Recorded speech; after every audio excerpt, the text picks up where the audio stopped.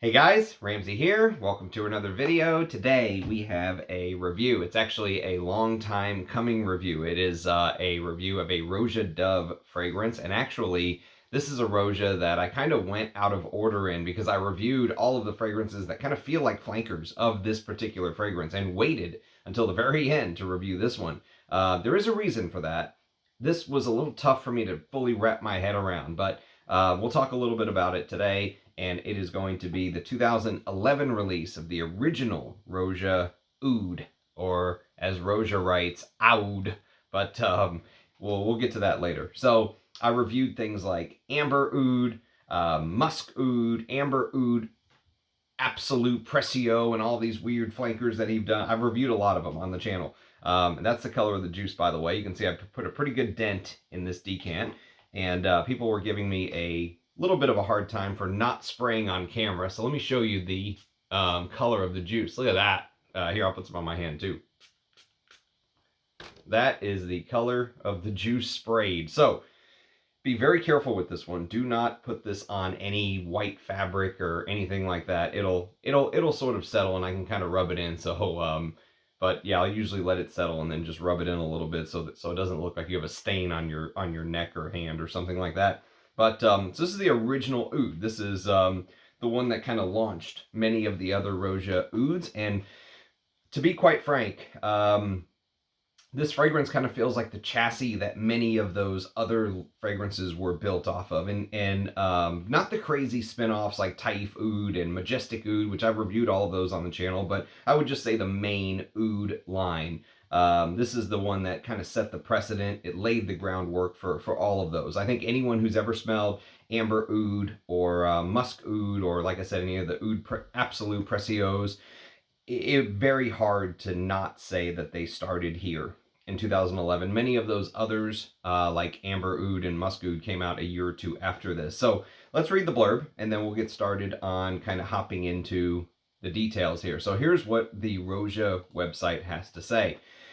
When Roja launched in Harrods in 2011, our Oud Parfum had customers whipped into a frenzy. An instant sellout. New bottles were being carried into store each day just to satiate the demand.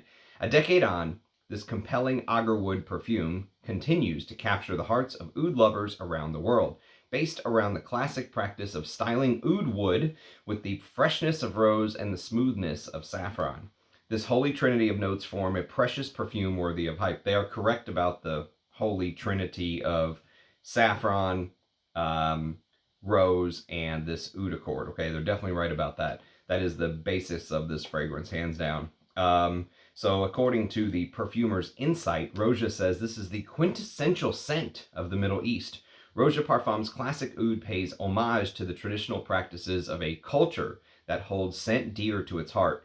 Perfumer Roja Dove spent 3 years in the Middle East working closely with this legendary material to properly understand its complex nature. With the creation, precious rose demaille and saffron create a beautiful foundation for oud to take center stage, whilst a spicy and incredibly sensual base allows its beauty to resonate. It is the greatest compliment ever when Middle Eastern clients spray this oud and ask, "How do you know our smell?" Roja says. Okay, so enough about all the marketing backstory. So let us go back in time to 2011, which seems like yesterday to me, but actually it was 13 years ago. So in 2007, Tom Ford kind of set off a firestorm in the Western perfume world because he released Oud Wood. And anyone who was anyone after Oud Wood came out realized sort of the power of adding the name Oud or using Oud as an ingredient. It was a very quick way to make boatloads of cash very quickly. And all the houses were getting in on it. Anyone who was anyone had an oud fragrance, as I said, okay? So put oud in your name or oud in your ingredients, and bam, your troubles were gone, and you could charge double, triple, quadruple, quintuple, whatever you want to call it, right?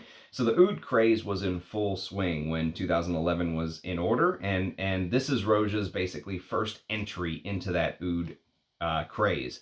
So for a first entry, it's not bad, albeit it is criminally overpriced, which we'll talk about. But that's a complaint for later on. So for now, let's kind of discuss the scent. Let's start with the fragrance. So to my nose, This opens up with an absolute slap in the face, okay? Absolute slap in the face of this syrupy, thick, sort of molasses-like feeling saffron, okay? If you can imagine the sort of viscosity of molasses, but mix it with the saffron smell. And so, yes, Roja does say there are some citruses in the top here. He says there's bergamot, lemon, and vervain in the note breakdown, which is supposed to give this sort of sparkly lemon, almost like a sparkly lemon green herb garden like smell. All right. You probably smelled lemon vervain in green Irish tweed or something like that. But the reality is that the saffron, to my nose, just bullies its way, just pushes its way, right to the front of the line, gives all of the top notes kind of a strong left hook, and just absolutely assaults your nose from the get-go, which I actually don't mind. I really like the opening of this fragrance. The saffron and the rose de mai are the two notes that sort of decide they're going to work together, and they're continuing on with this rich and strong feeling. It's almost like propaganda. They're continuing to repeat this rich and strong feeling to you. Saffron on one hand, rose de mai on the other, and they're kind of coming together to make the fragrance feel the way that it feels. Very first spray, it's one of the first things you're going to notice. The saffron is extremely syrupy, resinous, and honey like molasses. And it has this undertone of like hay, thick hay, or straw. If you've ever had like a lot of straw in one place and smelled it, this undertone of like hay-like smell. Slightly, chemically, not as chemical smelling as the saffron in, let's say, Amouage Overture's Woman, just for, comparative purposes. And what that is mixed with is a rich, and that word will come over and over again, this very rich phenol-like rose smell. The rose is definitely one of the strongest notes in how the notes begin to unfold to my nose, I would say. At one point, I was almost ready to call this a rose dominant creation, okay? And I still think that the rose has this very symphonic nature about it in this smell. It kind of weaves everything in and out of the rose. So even though I think it's a very pivotal and central note here, I don't know if I would just call this a rose dominant fragrance anymore because of that combination with the saffron. The saffron plays just as much of an important role, plays just as big of a role. Kind of the more that I've worn it, the more I realize I couldn't categorize this as just a rose fragrance. That would be unfair. It wouldn't be correct. But let's just say that the rose can at times come across as so dominant that at one point in my mind, I was ready to just call this like a rose heavy fragrance, okay? A rose dominant fragrance. And to be fair, the rose here is beautiful. That's one of the strengths of this fragrance. So if you're a fan of saffron, rose, that Middle Eastern style, the rose here comes off as slightly mossy. There's this slightly mossy undertone to the rose, and it's blended with saffron that gives this almost like disinfectant quality, and probably supposed to help amplify some of that exotic oud accord that they were going for, okay? The rose at times does come across as jammy and sweet, and I wouldn't call it like a modern designer sweet perfume smell. Not the modern designer sweet smell that I hate so much, but the rose itself comes across almost as if you're smelling a rose like at the height of its freshness in May. Rose de mai, the May rose, because they're picked in May. Imagine you're smelling it right before that the rose is picked, and it gives this sort of sweet floral tinge to the creation, okay? So it's a sweetened rose. You could almost say a candied rose, but I think there's something from stopping me from going all the way to candied rose, but there's definitely this sweet phenolic-like smell, okay? So if you're a rose lover, or even if you're someone who's like lukewarm on rose, the rose saffron combination, to me, that is the positive. That's the good part of this fragrance. Unfortunately, there are some bad, at least from where I sit in my perch in 2024, looking back now. This review in 2011 may have been completely different, but now that we're in 2024, we have to use all of the information that we have available to us today. So the good is the rose saffron combination that lasts the first couple hours. That is by far, hands down, my favorite part of the scent. There's something slightly spicy underneath. Actually, there's all sort of little nuances in this, and one of the reasons why somebody may pay the insane price tag offered here is for those nuances. So sometimes the rose gives off a little bit of this like geranium like sort of lemoniness, this fresher side of rose. Sometimes it gives off the greener side. The mossy side is really what I get the most. There's jasmine from grass in here. There's ylang ylang, which is supposed to give it a little bit of that sort of, I don't know, stretchy banana type thing from the flower. And I don't get very much ylang, maybe a little bit of jasmine. The base is oud, ambergris. I will say I like the way that the ambergris kind of adds a little bit of the sparkly element to it. So, the ambergris kind of does a beautiful job spotlighting some of the other notes. I mentioned the saffron. There is a little bit of vanilla, but it's not too sweet. Cashmeran or cashmere wood, cedar wood, cinnamon. I mentioned the leathery touches earlier, and we'll talk about it some more. Musk, a little bit of musk. Nutmeg, which already, what are we, 10 minutes in? Already I'm getting some of the nutmeg. The nutmeg does a beautiful job of kind of keeping everything in bounds. It's kind of the referee. The spices kind of keep everything in the area of play. Patchouli, which plays a huge part, I think, in the creation of that oud accord. Sandalwood, but you're not going to get like a milky sandalwood accord here like you're used to smelling in a pure sandalwood type creation. And then rhubarb, which has this place, which we'll talk a little bit about. So let's talk about some of the bad, okay? So I guess it would be fair to call this like an oriental floral creation, or you could say it's like a woody oriental floral creation. But one thing I personally would never call this fragrance is an oud fragrance to me. My opinion, okay, my personal opinion. Now, this is coming from someone who's tested hundreds, maybe over 1,000 fragrances that either call themselves oud or have oud in the note listing, or something along those lines, where just smelling individual oud oils or something like that. This is coming from the designer side of oud, the niche side of oud. I've smelled many of the artisanal side of ouds, where you're gonna go to the Aries Ladores, Ensar, Bortnikov, Sherwood brands, all of those, right? Where the focus is on larger amounts of real oud. The smells can really be night and day, is the thing. Now, price, okay? I understand that price is subjective. To one person, one price may be a whole lot of money. To another person, it may be no money at all. Just depends on how much money you have in your bank. Everyone's situation is different. But I do feel like you have to discuss it. You can't just say, price is subjective, forget about it. I don't think that's fair, right? Especially for something like this that is $765 for 100 mils. The implication is huge. The implication is that you're getting one of the absolute top of the line, oud creations, right? And the thing is, I'm sure it's cheaper when it's came out. So I'm sure over the years the price has gone up with inflation and price increases in perfume and all that stuff. But to me, the implication that's heavily implied, and again, this is just my opinion as a consumer, I'm talking to you from the consumer side of things, but at $765, I would expect you're getting a fragrance that has a large percentage of real oud, especially when you go back and look at some of the pictures that they used to advertise this with, big chunks of real oud on the side. And now they've gone away from that advertising in the last year or two. As Roja, the brand has really begun to change, and it seems like, to me anyways, it seems like Roja Dove, Roger Bird, the man, has kind of taken a step back and is now more of like a face of the brand almost. It doesn't feel like he's as involved. That's just me speaking as a consumer watching the brand.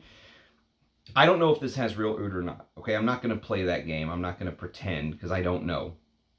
If the brand says there's real oud, go with what the brand says. But if you twisted my arm, I would say that no, there is no real oud in this. It doesn't smell like there's real oud to me, but it's impossible to tell. Obviously, there could be 0.0001% of oud or whatever it is in here, right? And I have dropped the challenge to people before, and no one's ever taken me up on this, but if you have a clip or a press release or something of Roja Dove say pounding the table and saying we use real oud, send it to me. I would love to see it. I have yet to be produced with that information. So I've never seen it. I've never read it. I've seen a lot of videos of him like sitting in front of a table with these huge pieces of real oud talking. And again, I think it's heavily implied. But I've never actually seen out and out or heard him say, we use real oud, right? So instead, you get, like I said, a lot of videos of heavy implications. And, the problem to me is that, to my nose, anyways, this smells like what I've been calling a Western style oud, okay? Which is an oud accord, right? And for $765, I would expect a little bit more. So it smells like you're getting this oud accord in the base using God knows whatever materials they're using. I'm not a perfumer, so again, this is just me talking out loud. Maybe it's a mixture of norlimbinol and black oud and all these different type of oud creations. Again, do not get me wrong. I'm not saying there's not any real oud in here. If the brand says there is, we have to believe them. But what I am saying is that this fragrance in the base smells like you're getting a lot of synthetic notes to create this oud accord. That's my opinion, okay? Which for $765 is a letdown to me and my way of thinking anyways. I expect much more. Now, some folks say, as I said, it's irrelevant about a couple things. They would say it's irrelevant about price, and it's irrelevant if there's real oud in there, because you should just like the smell of the fragrance, right? And, I think you almost have to view it as like a risk-return trade-off, or like a cost-benefit analysis is a better way to view it. Imagine if you had your $765. What else could you buy for that $765? You could buy one of the Aoud L'Adoré new releases for $400, where maybe there's 10 or 20% real oud in that fragrance, and you have money left over, right? So that's the cost benefit analysis that you kind of have to play. And many of the people who are getting into this game this deep, where they're willing to spend this kind of money, are either the hardcore frag heads, or there's somebody with so much money they just don't give a fuck. Buy me 10 bottles of that next time you go to Harrods and bring it back. And that's probably the type of person that Roja is going for, to be quite honest. But there's only so many of those people out there, right? And they're also maybe getting smart about how they spend their princely allocations, right? So you could find any number of ouds that seem to emphasize the oud note in a what I would call a traditionally more proper way than this Western style creation that Roja has kind of given us here. Again, these are my opinions. So I think that makes the value for money of this fragrance very low. However, I do feel like you almost have to try to like compartmentalize things and have a little bit of understanding of the different brands, what each brand kind of stands for, what each brand brings to the table. So even with my critique, especially of the way that it starts to dry down, that rose saffron thing lasts long into the dry down, okay? It is a long dry down here. And so the reason that it's so important is because, this is the base of the fragrance. It's in the name. Some people may be buying this, especially in 2011. I imagine someone walking through the halls of Harrods going, what the hell is oud, Now we're like saturated by it. But back then, I could totally see someone spraying this and going, this is what oud smells like. And, so anyways, that's why I bring all this up. So, excuse me, as it continues to dry, the rose and saffron seem to dominate all the way through. You start to get bits and pieces around the edges. Once you get to like, I would say 4 to 5 hours in, even though the fragrance becomes much softer, but that rose saffron thing sort of goes away. All of the sweetness of the rose goes away as well. And what ends up happening is you start to get more and more pieces of this sort of woody smoke and also woody leather. Those two things seem to be like separate from each other. So you have kind of woody smoke that hits you, and you have woody leather that kind of starts to hit you. And I like both of those things. Sometimes oud can smell smoky or leathery, and also sometimes oud can smell fruity, okay? And he actually put a rhubarb note in the base. If when I was reading the note listing, you kind of caught that rhubarb note in the base, which is very strange. Normally, rhubarb notes are in the top. It's a, fruity-like smell.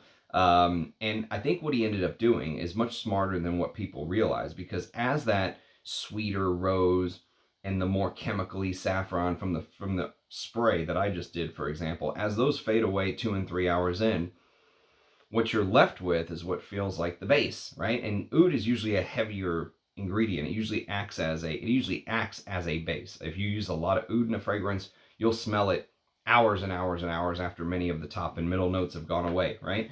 And so what he did with that rhubarb note in the base, I think, is actually smarter than most people realize, because it imitates kind of the fruity notes that oud can sometimes give off. Forget about the different types of oud: Thai oud, Laos oud, Vietnamese oud, oud from India or Bangladesh or all. Forget about all of that. Most people in 2011 didn't even know what oud was, right? But Roja was smart enough, I think, to sort of imitate some of these different aspects of oud. So he did the wood and smoke, he did the wood and leather, and now he's kind of doing this fruitiness that's kind of starting to come through.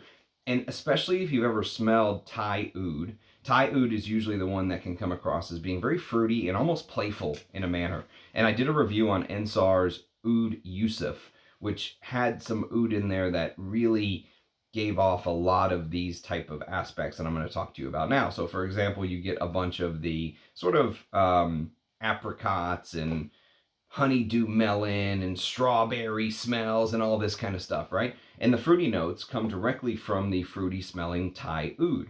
Well, I think Roja, in a very smart fashion, tried to emulate that with rhubarb. And he used rhubarb here in what I would say is a very good fashion. Very well used rhubarb note. It does its job. It does its job well. So this is the way I would describe Roja's oud is that it's a very good approximation. Okay, it's an approximation. Unfortunately, for $765, you don't want an approximation. You want something that's all encompassing. You want the best of the best. You want top of the line. My opinion. This is not best of the best, top of the line. If you're buying like a $50 fragrance, okay, an approximation is absolutely fine. That's why I say you have to discuss price and value for money. You can't not discuss it. It has to be brought up. So for $765, I would want a reference fragrance. This is not that. This is not that at all. Is it good? Yes. Is it good enough? No. I would say no, it's not good enough. Not for me. In fact, I would demand more. And this is coming from someone who loves the brand. I loved what the brand was. I think they're going through the same sort of tumultuous times as many of the brands. I watched the new Amouage bottle releases. Oh, God. I mean, those are some of the most ugly bottles I've ever seen in my life, number one. Number two, I'm just sad to see where the brand of Amouage has gone. But all of these niche brands seem to be going down the same path. Creed, Roja, Amouage, I mean, you name it. They're all going down this path. And it's for a reason. It's all about the Benjamins, baby. And so, like I said, is it good enough? Not for me. And I'm a fan of Roja fragrances. You can see I've done many reviews. I own many of their fragrances. And Rich Mitch sent me a very interesting video actually about a guy who was trying to make the example of us living in a simulation. But it got me thinking about oud. And in the video, he was talking about this parable of this map maker who basically makes a map of the land that this empire has sort of conquered, if you will. He makes a one-to-one map, right? So if the river is 5 miles wide, on the map it's 5 miles wide. And the topography of the map is identical, right, of the empire's land. And he places it on top of the real land.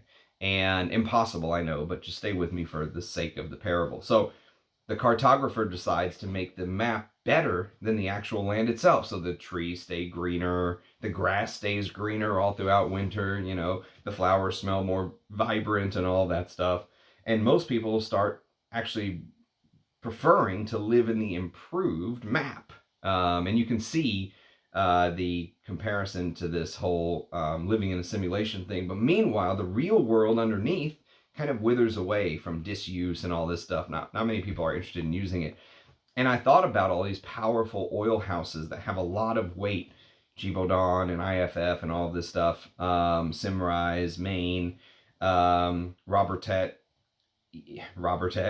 I thought about all these powerful oil houses, and corporations trying to convince people what oud smells like. While most people have never smelled real oud. And you can buy 0.3 grams of oud from all over the world for sometimes a very respectable price compared to some of the prices that you're paying.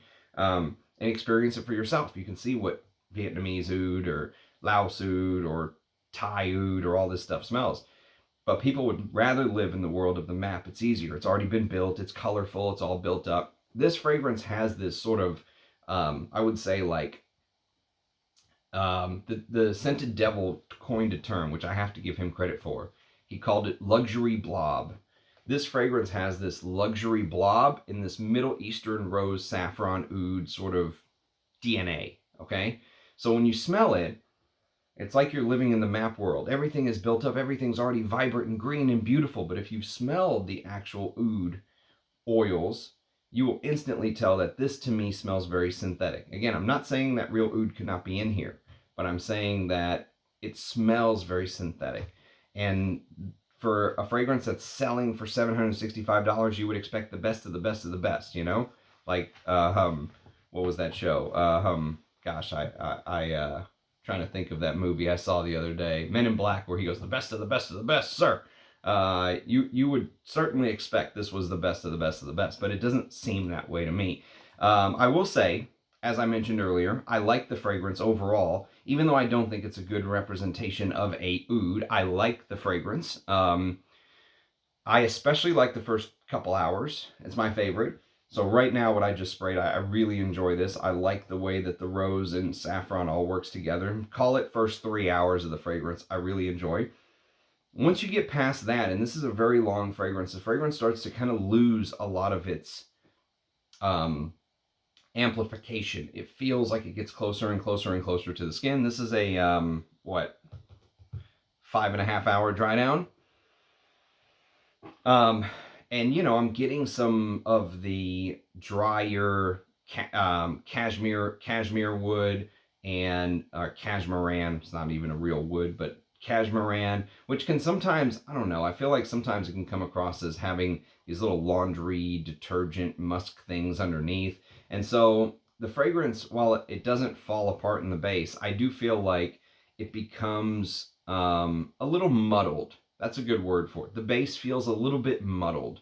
It's a very long fragrance. It loses all of the hefty projection and the saffron rose combination, which I think is the best part of the fragrance, and it becomes muddled. You start getting weird little bits of synthetic smelling burning woods and embers and patchouli.